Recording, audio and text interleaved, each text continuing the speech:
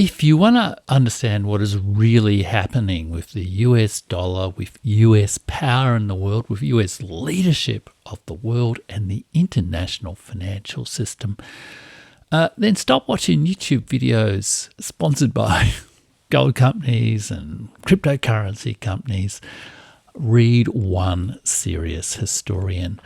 I'm Jeff Rich, this is the Burning Archive, and I'm going to give you my history book recommendation about the US dollar and US global power. Geopolitics channels are full of talk about the fall of the US dollar or de-dollarization and the end of US leadership of the world, US hegemony, US global power. US money and US power, how do they relate? Will the US dollar lose its reserve currency status? Will American power collapse? Does the end of the Roman Empire or the end of the British Empire offer some historical lessons for people? And what the hell went on during those decades of financial crisis in the 1990s and especially in 2008 and the subsequent crises of the Eurozone crisis, the 2020 crisis, and so on? What is the storyline that links these events together coherently? Bretton Woods, the end of the gold standard, the petrodollar, globalization, the Eurozone crisis, the 2008 crisis, the 2020 crisis, even the Ukraine crisis has a financial dimension to it. And how do financial crises influence and relate to political instability, political crises, environmental crises, including like the virus in 2020, and geopolitical crises like war? The economist and historian that I'm going to introduce you to today is a must read and must watch and must listen if you want to think independently about these issues. He offers the best informed account of the financial history of the world in the 20th and 21st century, including, crucially, those big events of 2008 and the Eurozone crisis and the COVID shock, and indeed the shock of the First World War. He offers a thought-provoking account of the problem of hegemony and how it relates to the USA's rise to global power, not in 1989, not in 1945, but in 1916, a lot earlier than perhaps you might have imagined.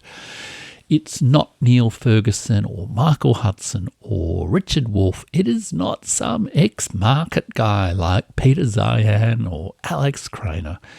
It is Adam Tooze, the British-German historian and economist, economic historian Adam Tooze. In this video, I'm going to discuss 4 topics. Who is Adam Tooze? What are his main books? Where else you can go to get his content if the books don't sort of work for you, and where to get his latest thoughts on US global leadership and how it relates to the US dollar. Now, my aim is not to discuss those issues like completely. I can't possibly offer as much insight into these issues as Adam Tooze. My aim is to point out to you, if you don't already know of Adam Tooze, what the main elements of his work are and why he is worth you giving some attention to. So who is Adam Tooze? He's a German-British economic historian and economic commentator. He was born in Britain but grew up in Germany, in West Germany, the Federal Republic of Germany, during the era when Germany was divided, and as a young man saw the reunification of Germany. And today, The Atlantic magazine describes him as among the world's most influential financial commentators with loyal readerships in Washington, London, Paris and Brussels, even here in Melbourne, Australia, and also quite a few other countries in the world, including China. He is very capable, and his thinking does not fit easily into boxes. That is one of his strengths. He teaches at Columbia University, but does a lot of outreach, including on his own podcast, which is done with the Foreign Policy magazine, Ones and Twos. There's lots of YouTube videos of his lectures and whatnot. He's a contributing editor at the Financial Times, and most of all, he has a substack, chart book, which he describes as where he does his more freewheeling writing. It's a wonderful insight into a genuinely creative historian working on issues of the current moment. He had a bit of a moment, his sort of 15 minutes of fame a few years ago, where he appeared at the World Economic Forum and talked a lot about polycrisis. But he seems to have stepped back a little bit from that sort of scene, which is, I think, probably a wise move on his part. And he's actually quite an incisive commentator on what exactly the nature of the scene at the World Economic Forum is. You can listen to that on his podcast. But he began his sort of academic history career working on the economic history of 1920s Germany, the world of Babylon Berlin, which, of course, I did a video on just not so long ago. This led to his book, Wages of Destruction, which explored the economics of Germany in the 1920s and 1930s as a response to the shadow of American global economic power, not just the German leaders, but the British, Russian, others, all saw America as a looming global, power across the world. And their response was to build nation empires for territory and resources. And this is in part a story explained in Adam Tooze's book, Wages of Destruction, but you can also, this story is sort of confirmed, corroborated by John Darwin in After Tamerlan and Richard Overy in his great book on the Second World War, Blood and Ruins. And that background, I think, helps understand the financial history trilogy that Adam Tooze has written that has, people say, has made him the leading historian of finance and disaster in the world. So I'm going to look at those three books. In these three books, Adam Tooze traces the unique path the United States took to global leadership or hegemony in the early 20th century. Not 1945, not 1989, but in the early 20th century, in 1916 to be exact. But he also tells the story of how initially the United States flubbed that role as global leader. Perhaps they're doing the same today.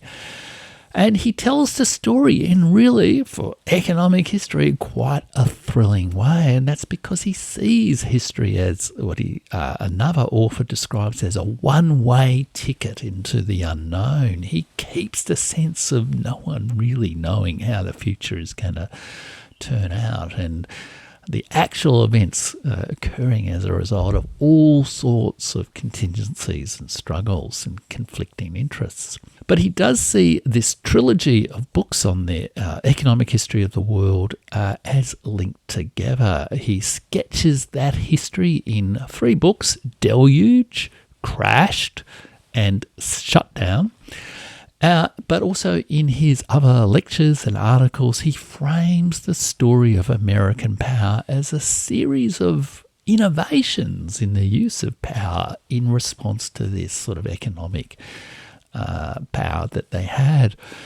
And he also uses the history as something in the analysis that he's developed as a result of that history, something that you can benefit from too, as a framework for analysing the creation and continuing survival, resilience even, of the US dollar system. So first of all, let's look at the Deluge. The Deluge, the Great War and the Remaking of Global Order. It's this book here. Now, typically in American accounts of World War I, the US is seen as a relatively inconsequential, or the First World War is seen as relatively inconsequential for the United States. They came in late to save Europe from itself, but it was not all that important for their role, not like, say, 1945.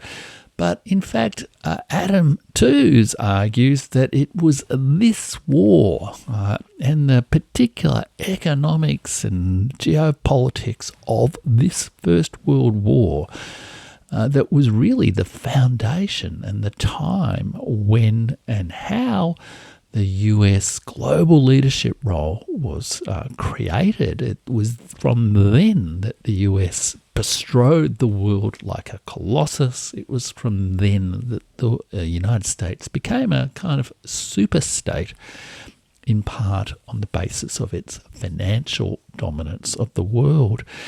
And that was partly the events of World War I itself. The battles in the trenches, the astonishingly costly in terms of lives and in terms of money and resources, attrition warfare between the European powers, the Battle of the Somme and all that sort of stuff, forced the combatant powers into debt, and the United States was to some degree the lender who assumed the debts of those countries who sort of financed the war. In a way, the United States almost engaged in war debt trap diplomacy, something that the United States sometimes accuses China of doing today, debt trap diplomacy.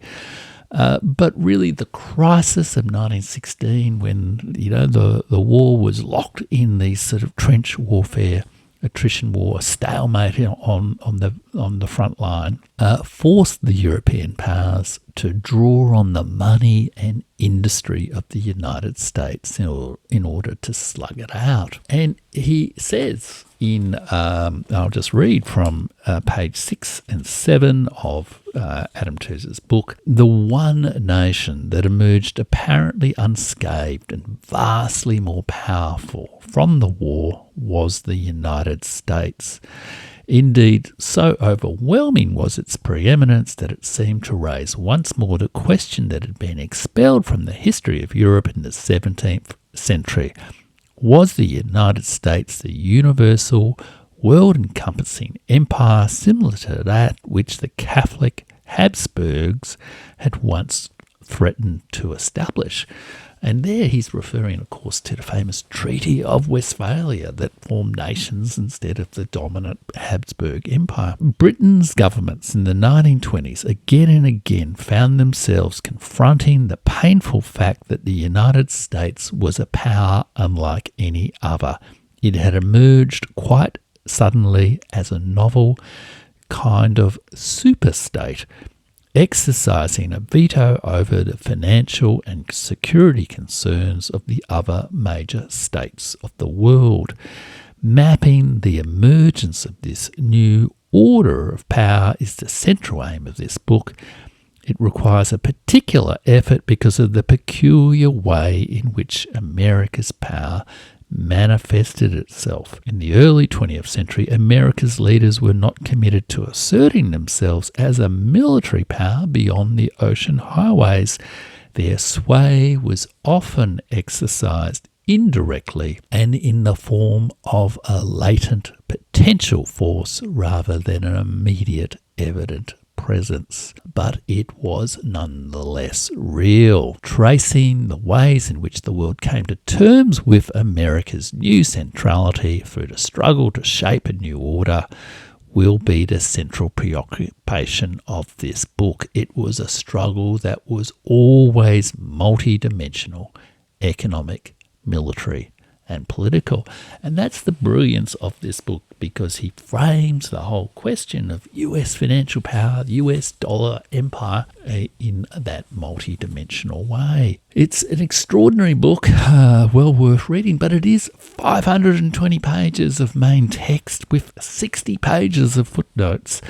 That really talks about the Eurasian crisis, winning a democratic victory, the unfinished peace, and the search for a new order. An absolutely brilliant book. And it is the story that really is the foundation stone for really understanding the emergence in later periods of US dollar dominance. So I highly recommend you read this book, or if you don't want to read the 520-page, quite dense economic history, then you also might want to check out some of the videos that Adam Tooze has talking about this whole process that I'm going to point you to later in the video. I think if you do read the book, though, or watch the videos, you will be able to reframe the story of US dollar, US money power, US global power, and the story of the 20th and 21st century in quite a dramatic way. And it's not a unique story to Adam Tooze. It's echoed or confirmed or reinforced by the stories of the rise and fall of global empires told in John Darwin's books, which I've talked about a bit on the channel, and also Richard Overy's brilliant book on the Second World War, Blood and Ruins. And in particular, he challenges, along with people like John Darwin, the whole idea of US hegemony. He really sees US hegemony as an idea born in that time of 1916 and carried like a torch ever since, but one which does not necessarily need to continue. He says, why assume that in the 21st century there will be a successor to America's 20th century power? To do so is just to trap yourself into a certain kind of history repeating itself, cyclical thinking that is not really true. I hope you've enjoyed this video. I hope you do take the opportunity to hook into Adam Tooze's exceptional, fertile and creative mind, whether it's by his books, his videos, podcasts, Substack, or other articles. And do check out his Substack on US hegemony, dollar empire, the financial system. And while you're at it, why not go over to my Substack, the Burning Archive Substack, at jeffrich.substack.com, and subscribe to my Substack too.